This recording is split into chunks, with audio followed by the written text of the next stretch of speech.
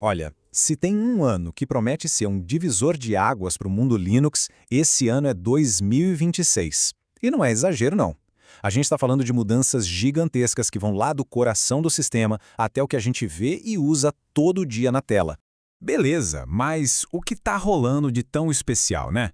Por que todo esse alvoroço? É exatamente isso que a gente vai desvendar agora.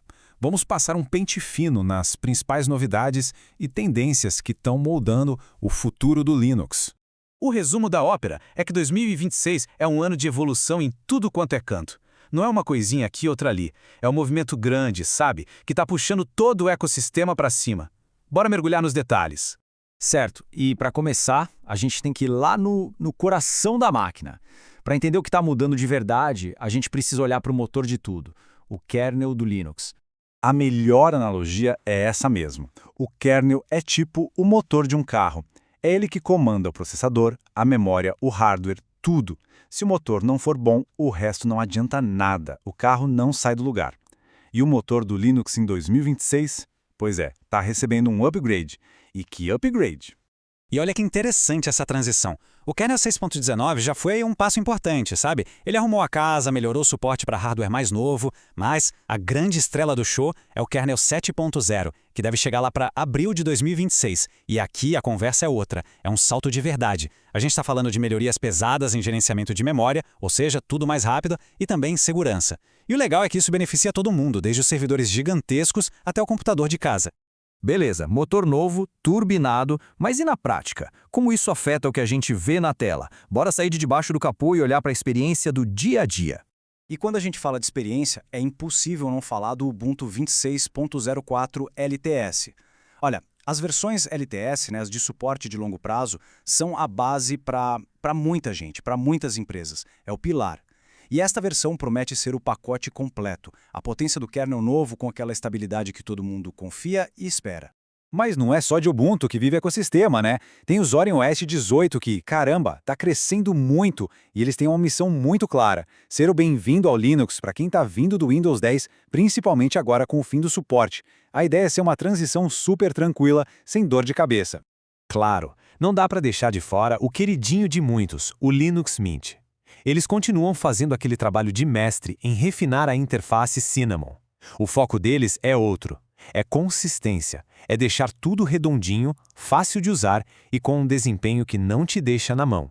Não é à toa que é um favorito há tanto tempo. E o mais legal é que a coisa não para por aí.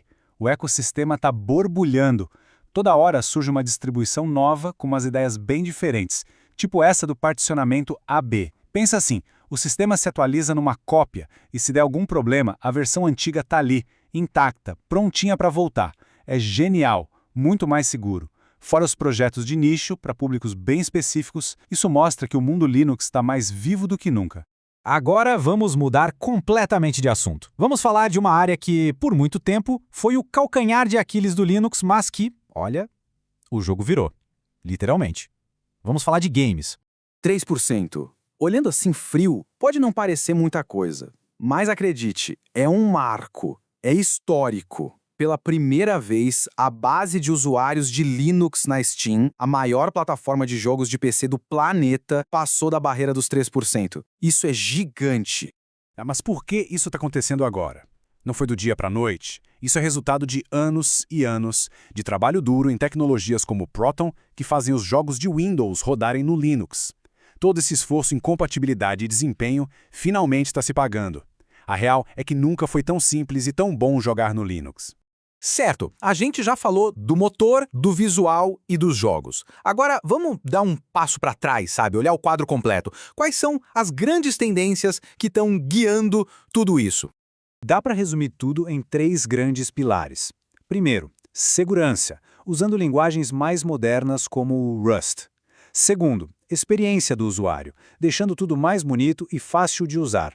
E terceiro, desempenho, já de olho num futuro com muito mais inteligência artificial. E para dar um exemplo bem prático dessa busca por uma experiência melhor, olha só o KDE Plasma 6.6.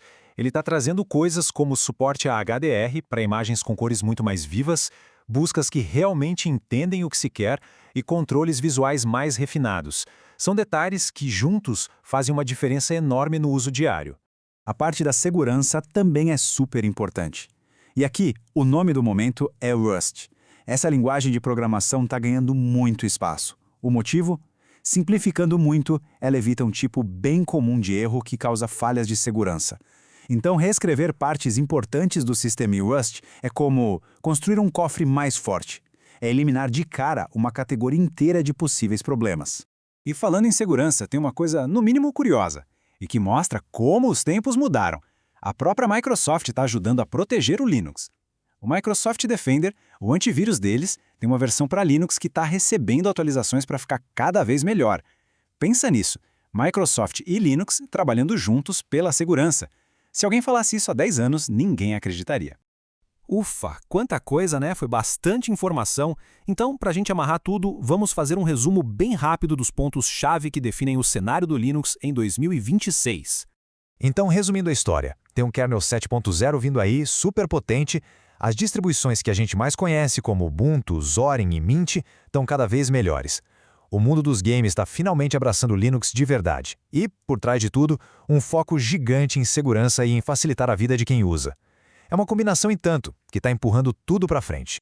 E tudo isso leva a gente para uma grande questão, né? Com duas barreiras que sempre existiram, a dificuldade de uso e a falta de jogos sendo derrubadas, será que 2026 vai ser o ano da virada? Aquele momento em que o Linux finalmente sai do nicho e chega para muito mais gente? É uma pergunta que fica no ar. Valeu por acompanhar esta análise.